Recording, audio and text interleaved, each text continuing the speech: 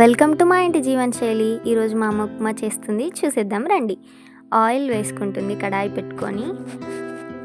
Oil కొంచెం వేడి అయ్యే వరకు ఆగి అందులోకి 1 కప్పు రవ్వ తీసుకుంటుంది. ఆ రవ్వని చక్కగా వేయించుకుంటుంది. ఇలా రవ్వని వేయించుకొని ఉప్మా చేసుకోవడం వల్ల ఉప్మా అనేది చాలా టేస్టీగా వస్తుంది.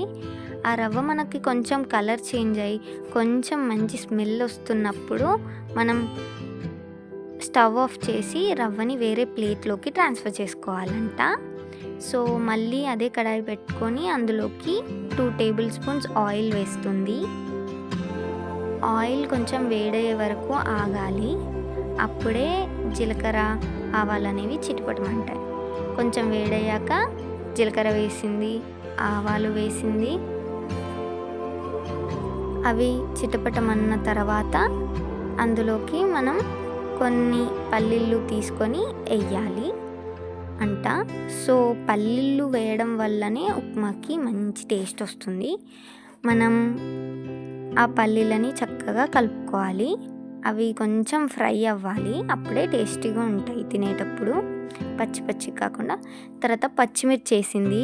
పచ్చిమిర్చి వేయగానే ఖచ్చితంగా మూత పెట్టాలి, సో దట్ ఆయిల్ అనేది మన పైన పడకుండా ఉంటుందంట. మీరు కూడా జాగ్రత్త తీసుకోండి.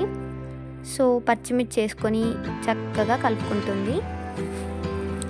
ఆ తర్వాత కొన్ని ఉల్లిపాయలు వేసుకొని మంచిగా కలుపుకోవాలి.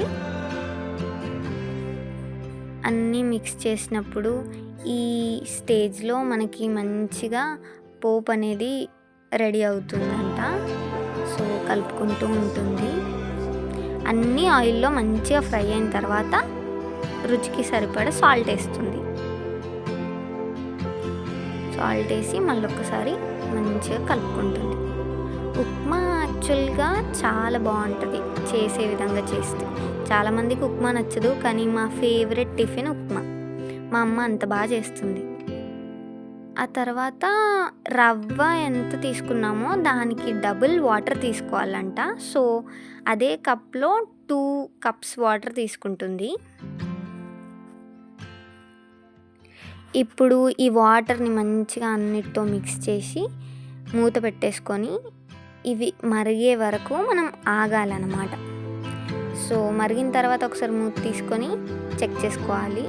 మరుగుతుంది అనిపించినప్పుడు మనం వేయించి పెట్టుకున్న రవ్వని ఇందులో వేసేసేయాలి.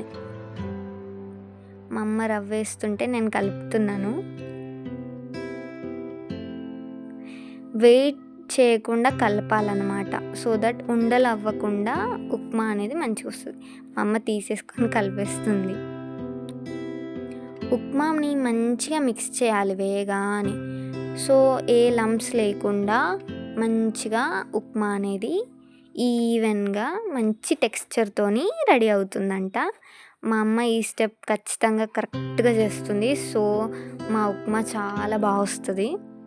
చాలామంది బిగినర్స్ ఈ మిస్టేక్ చేస్తారు, వెంటనే కలపరు. సో ఉప్మా అనేది మంచిగా రాదు.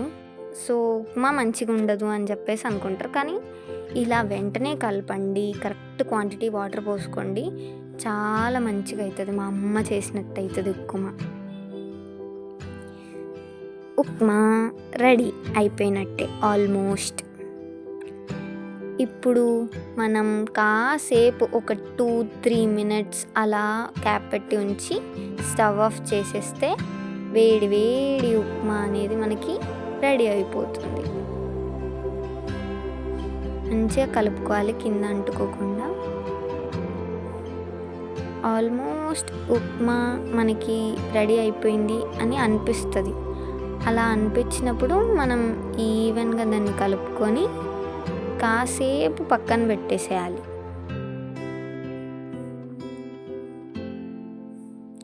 సో ఉప్మా రెడీ అయిపోయింది. Thanks for watching.